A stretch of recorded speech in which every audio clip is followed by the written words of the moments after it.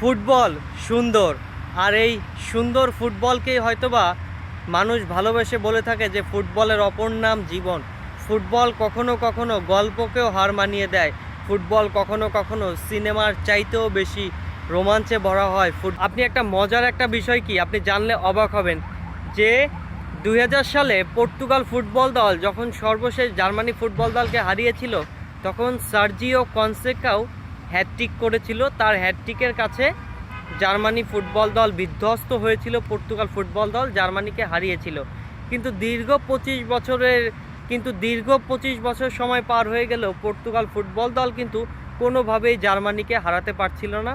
অর্থাৎ যখনই দেখা হয়েছে, যতবারই দেখা হয়েছে, প্রত্যেকবারই কিন্তু পর্তুগাল ফুটবল দল হেরে গিয়েছে।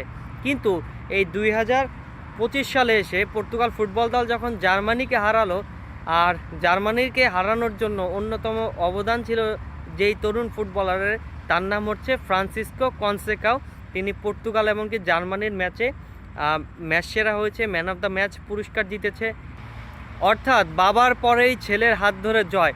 2000 সালে যখন পর্তুগাল ফুটবল দল সর্বশেষ জার্মানিকে হারিয়েছিল, যেই সার্জিও কনসেকাও, সেই সার্জিও কনসেকাওয়ের ছেলে কিন্তু ফ্রান্সিসকো কনসেকাও। তার মানে 2000 সালে পর্তুগাল ফুটবল দল যখন জার্মানিকে সর্বশেষ হারিয়েছিল, তখন বাবা হ্যাটট্রিক